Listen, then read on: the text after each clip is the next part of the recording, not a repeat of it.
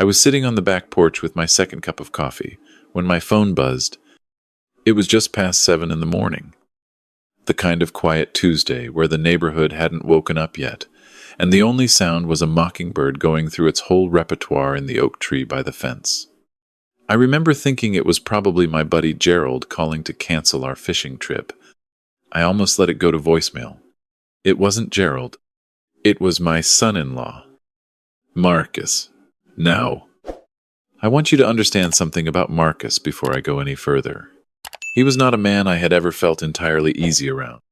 Not because he was cruel to me, or even particularly rude. He was polite in the way that some people are polite correctly. Precisely. Like he had read a manual on it. He shook my hand firmly at holidays. He remembered to ask about my knee surgery. He never raised his voice, but there was always something behind his eyes that I couldn't quite read. A kind of flatness, like a lake that looks calm, because nothing living is moving underneath it. My daughter, Renée, had married him 11 years ago. She was 31 then, and I thought she was happy. I told myself she was happy. Fathers do that. She passed away 3 years ago. Ovarian cancer, 14 months from diagnosis to the end. I held her hand at Mercy General on a Wednesday afternoon in October, and when she was gone, the whole shape of my life changed in a way I still don't have good words for. You don't get over losing your child. You just learn to carry it differently as time goes on. After Renée died, Marcus stayed in their house across town with their son, my grandson Danny. Danny was 7 when his mother passed. He's 10 now. I saw them at Thanksgiving and Christmas. Marcus was always correct about that. He would bring Danny over, stay for the meal, leave at a reasonable hour. Danny was quiet. I told myself that was grief. Kids process things differently. I told myself a lot of things, so when Marcus called that Tuesday morning, I was surprised but not alarmed. He told me he had a work trip, a conference in Denver, 4 days. Leaving that afternoon, his usual babysitter had fallen through and he was in a bind. Could I take Danny for the week? I said yes, before he even finished the sentence. Of course I said yes. Danny is my grandson. He's the last piece of Renée I have in this world. Marcus dropped him off around 2 that afternoon. Danny climbed out of the car with a backpack and a small duffel bag. He was thin. I noticed that right away, thinner than the last time I'd seen him, which had been Christmas, about 10 months earlier. His jeans were a size too big, cinched with a belt that looked like it had been punched with an extra hole. He stood on my front walk and watched Marcus pull away without waving. I brought him inside and asked if he was hungry. He said no. I showed him the guest room, which I'd already set up with clean sheets and the extra pillow from the hall closet. He put his bag on the floor and stood there looking at the bed like he was trying to figure something out. I asked him if he wanted to watch some TV, maybe play a game. He shrugged. I asked him how school was going.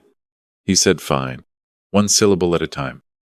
Like words cost him something. I made spaghetti for dinner because I remembered it was something he liked when he was younger. He ate about half of it and kept looking at me between bites, with this expression I couldn't name at the time. Now I know what it was. He was watching to see if I was going to take the plate away. That night I checked on him before I went to bed. He was asleep, or pretending to be. He was lying on top of the covers with his shoes still on. I took his shoes off as carefully as I could and covered him up and stood there in the doorway for a minute. He looked so small. The next morning I made eggs and toast and orange juice and called him down to the kitchen. He came downstairs already dressed, backpack on, like he was ready to leave wherever he was going, as quickly as possible. He sat down at the table and looked at the plate in front of him and didn't touch it. I sat down across from him and asked him if something was wrong with the eggs. He shook his head. I asked if he wanted something different. Cereal, maybe. Or pancakes. He shook his head again. And then I asked him why he wasn't eating. He looked up at me. And In the quietest voice, a voice so small, it barely made it across the table. He said, "Am I supposed to eat breakfast today?" I didn't understand at first. I thought maybe I'd misheard him. I asked him what he meant. He said, "Dad doesn't always do breakfast." I didn't know if this was a breakfast day. I kept my face very still. I have no idea how. Something was happening in my chest that I can only describe as a door swinging open onto a room I didn't know was there. And what was in that room was dark and cold and made my hands want to shake. I told him that every day was a breakfast day at my house. I told him to eat as much as he wanted. I told him there was more in the pan if he wanted seconds. He picked up his fork. He ate every bite on the plate. He ate 2 more pieces of toast. He drank all his orange juice and then looked at the empty glass like he wasn't sure what to do next. I asked him if he wanted more juice.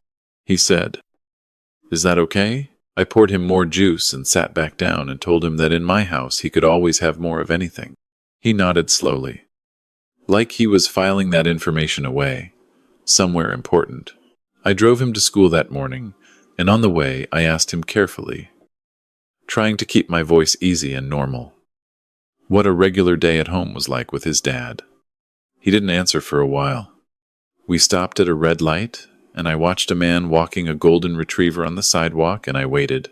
Danny said his dad worked a lot.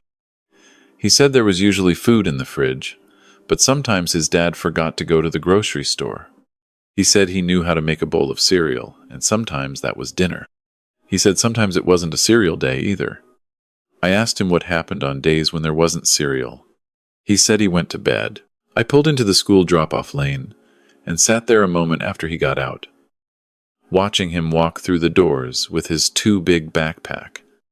Then I drove home and sat in my driveway for about 10 minutes before I could go inside. I want to be clearer about what I did next, because some people might think I jumped to conclusions. I didn't. I am 63 years old, and I spent 22 years as a high school history teacher before I retired. I have known hundreds of kids. I know the difference between a child who skips breakfast because they'd rather sleep in and a child who asks permission to eat. Those are not the same thing. I started paying attention. That afternoon when I picked Danny up, I made him a snack without asking apples with peanut butter, the way Renee used to make for herself when she was his age.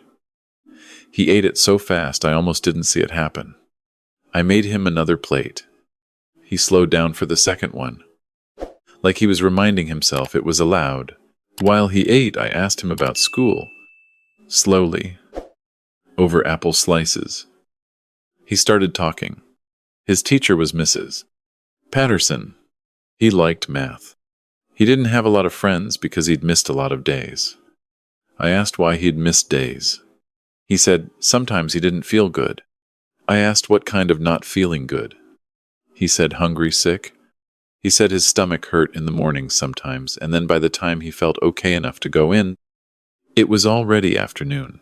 Hungry, sick. A 10-year-old boy, using the words hungry, sick, like it was a standard category of illness, like a cold or a headache. That night after dinner, I'd made more than enough, and made sure he knew it. I told him we could watch whatever he wanted on TV. He picked a nature documentary about the ocean, which surprised me. We sat on the couch and I had a beer, and he had hot chocolate, and we watched footage of whale sharks moving through blue water.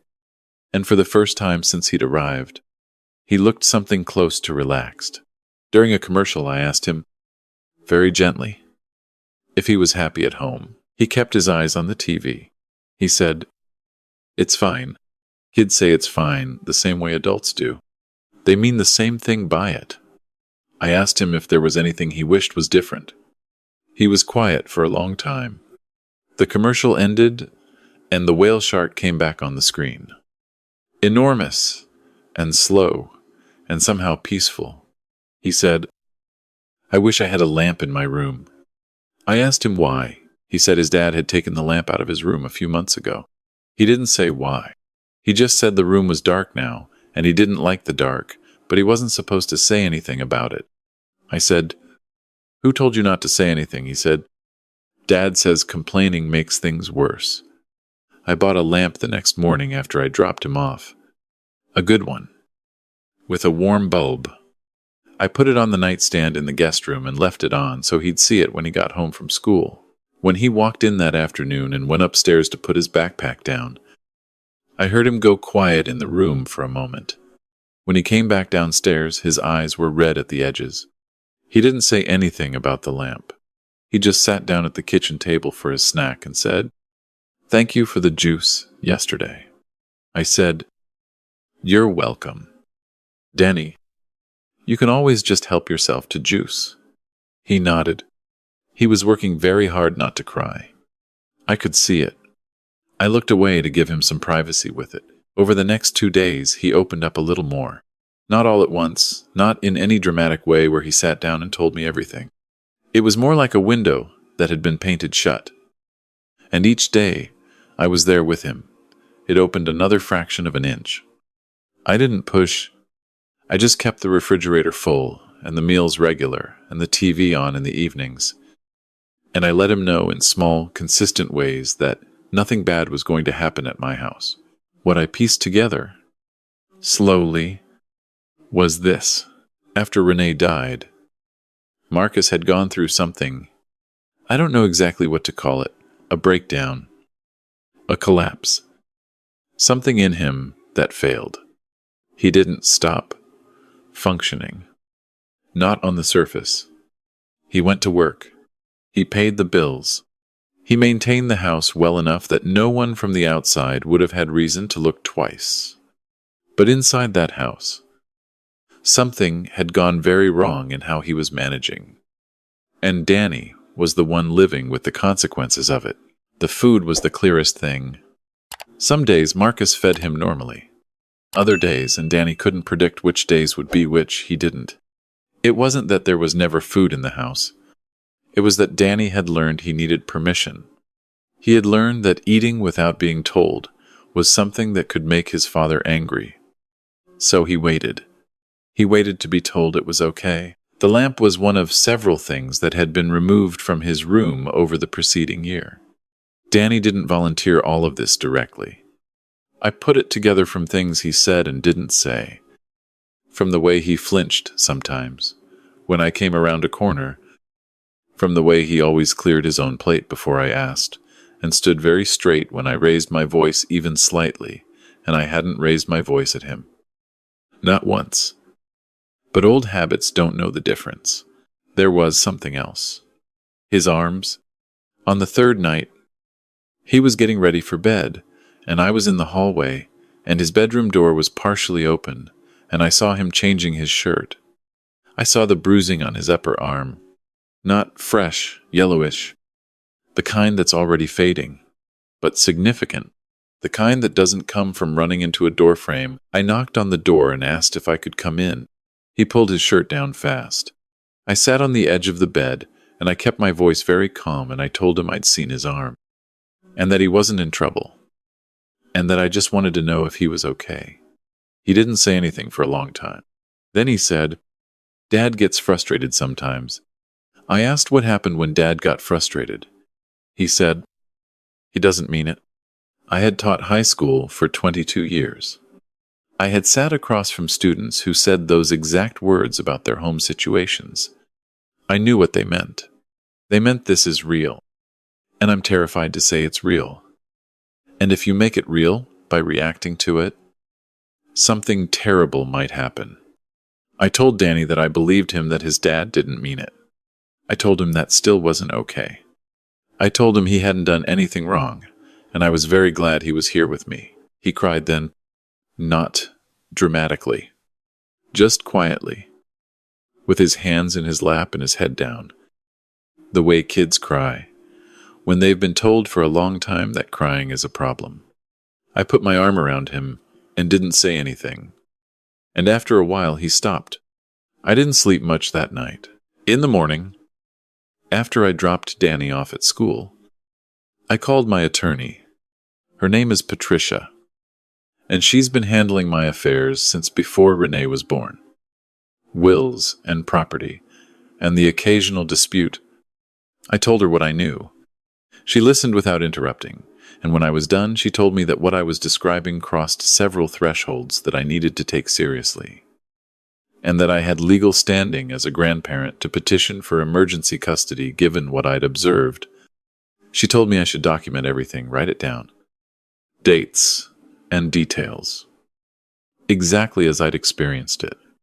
She told me I should also contact Child Protective Services. I want to be honest with you about how I felt about that. I had watched enough news to know that CPS doesn't always get it right. I knew from talking to people over the years that the system is overwhelmed and underfunded, and that calls don't always result in action. I was afraid that if I called and nothing happened, Marcus would find out, and Danny would go back to that house, and things would get worse. But I also thought about a boy who asked if he was supposed to eat breakfast. I thought about a lamp being removed from a child's bedroom. I thought about the bruising on his arm and the words "he doesn't mean it" spoken by a 10-year-old who had clearly said them many times before, practicing them until they came out smooth enough to be believed. I made the call. The caseworker's name was Diane. She was professional and thorough, and asked me detailed questions. And she told me that given what I was reporting, she would initiate an investigation, and that I should keep Danny with me in the meantime. I asked her what that meant for when Marcus came back from Denver. She told me to call her before I did anything. I also called Danny's school. I spoke to the principal and asked about his attendance record and his general well-being as observed by his teachers. The principal was quiet for a moment and then told me that they had had some concerns. That Danny's homeroom teacher had flagged him twice in the past year for coming in looking hungry and tired. That there had been bruising noted in the fall. I asked why no report had been made. She told me a report had been submitted to CPS in November. I asked what had happened with that report. She didn't have an answer for me. That report in November had apparently been closed without action. I don't know all the reasons why. I do know that the system failed my grandson at least once before I made my call, and I think about that often. Marcus came back from Denver on a Friday evening. He texted me in the afternoon to say he'd pick Danny up at 6. I called Patricia. She told me what to say and what not to say. I called Diane, the caseworker, and she told me that the investigation was active and that I could legally decline to release Danny to Marcus's custody pending the outcome, and that if Marcus became confrontational, I should call the police. I will tell you that calling the police on my daughter's husband was not something I had ever imagined doing. None of this was something I had ever imagined doing. But I kept thinking about Danny at the breakfast table, Falkenhent, waiting for permission. And it gave me a clarity I might not have otherwise had. Marcus knocked on my front door at 6:03. I opened it. He looked tired from traveling, and he smiled at me the way he always did. That correct, precise smile. He asked if Danny was ready. I told him Danny was staying with me for a while longer. The smile didn't disappear so much as it reorganized into something else. He asked me what I meant. I told him there was an open CPS investigation, and that my attorney had advised me to keep Danny in my care until the situation was clarified. I kept my voice level. I had practiced what I was going to say on the drive back from dropping Danny off that morning. I had written it down and said it out loud in my car 6 times. Marcus was quiet for a moment. Then he said, "You had no right to do that." I said, "I had every right. He's my grandson." He said, "He's my son." I said, "I know he is, and I think you know that something needs to change." He left. He didn't make a scene, which surprised me.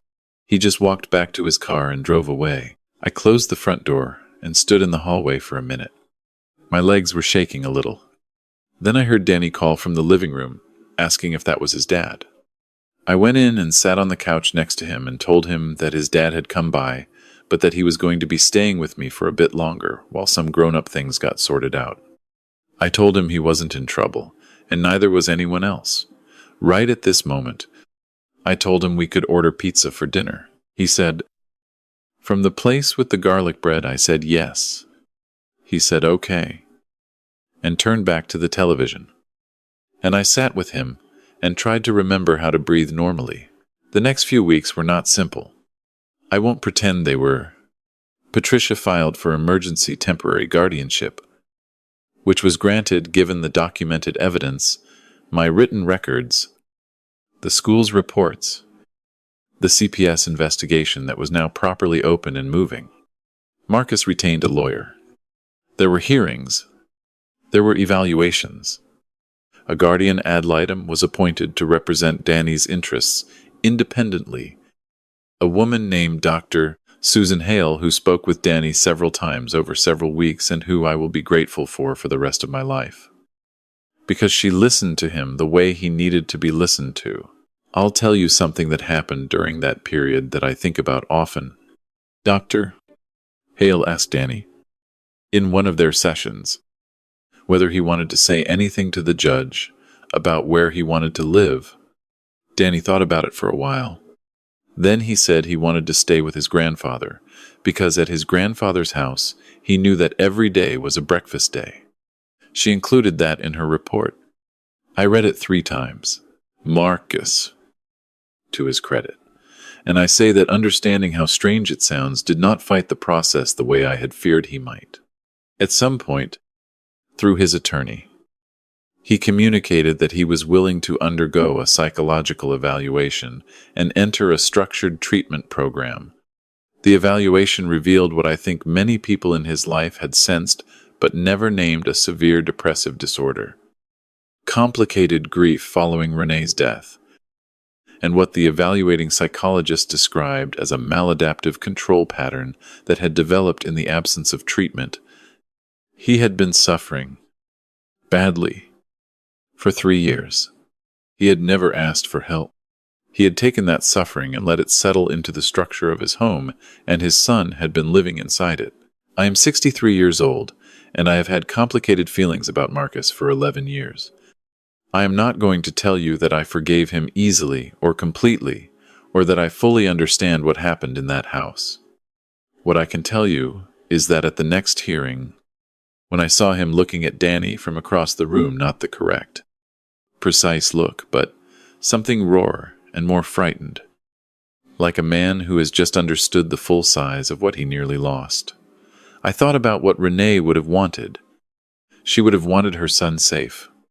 She would also have wanted the father of her son to become someone who deserved to be in that boy's life. I can hold both of those things at the same time. I have had to learn to. The court awarded me full guardianship of Danny. Marcus was permitted supervised visitation, twice monthly, contingent on his continued participation in treatment. His attorney also raised, and the court agreed, that he would establish a structured child support arrangement that would contribute to Danny's care while he remained with me. That mattered. I am retired, and I manage fine. But raising a 10-year-old costs real money, and the acknowledgement that it was his responsibility was something I needed to see happen. That was 7 months ago. Danny is in 5th grade now. He has a lamp in his room, the one I bought, which he asked if he could keep when it became clear he was staying. He has a second one now, on his desk, for homework. He's been eating well enough that his doctor at the last checkup noted he'd gained 8 pounds. Which put him back in the normal range for his age and height. He's made 2 friends at school, boys named Carlos and Theo, who have been to the house 3 times now, and who eat everything I put in front of them, and track mud in from the backyard, and make a tremendous amount of noise, and I love every minute of it. He still sometimes asks before he takes something from the refrigerator. Not as often as he used to. We're working on it. Dr. Hale told me that kind of hypervigilance can take a long time to ease, and that the best thing I can do is keep being consistent and predictable and let him see over and over again that the rules don't change. So that's what I do. Every day is a breakfast day. Every day is a dinner day. Every day. If he's hungry, he eats. It is, in the end, A simple thing to offer a child, though I understand now that it isn't simple at all. Last month, Marcus came for one of his supervised visits. Danny had agreed to it. They sat at my kitchen table, and I made myself scarce in the backyard, though I stayed close enough to come back quickly if I needed to. They were in there for about an hour. When Marcus left, he stopped on the porch and looked at me for a moment, and he said thank you. I don't know exactly what he was thanking me for. Maybe for making the call. Maybe for not making it a war. Maybe just for keeping his son fed while he was unable to. I said, take care of yourself. Marcus. For his sake. He nodded and walked to his car. Danny came out onto the porch a few minutes later and stood next to me. We watched a squirrel do something ridiculous in the oak tree for a while. Then he leaned against my arm. The way kids do when they don't have a word for what they want to say. And I put my hand on top of his head the way I used to do with Renee when she was small. We stood there like that until the squirrel decided it had made its point and moved on. I don't tell you this story because it has a clean ending. Because it doesn't. Marcus has a long road ahead of him. Danny has things inside him that won't resolve quickly. I am 63 years old, with a bad knee and a retired teacher's pension, learning how to help a 10-year-old with his math homework and figure out what kids his age are supposed to eat for lunch now. There are days that are harder than I expected. There are nights I sit on the back porch with my coffee and miss Renee so much it feels like a physical weight. But there are also mornings. Mornings when I come downstairs and Danny is already in the kitchen, having poured himself a bowl of cereal without asking anyone's permission, just eating because he is hungry, and he knows that's allowed. He looks up when I come in and he says, "Good morning." And I say, "Good morning." And I put the coffee on, and we go about the business of the day. Those mornings are worth everything. If there is anyone watching this who has a child in their life, a grandchild, a niece or nephew, a neighbor's kid, to a student, and something feels wrong, please pay attention to that feeling. Ask the quiet questions. Notice the small things. A child who asks permission to eat is telling you something. Listen. And if you're sitting with something hard right now, the way Marcus was sitting with something hard for 3 years without ever asking for help, please reach out to someone before it becomes the walls your child lives inside. There is no shame in being someone who is struggling. There is only what you do next. I'm going to go check if Danny wants a snack.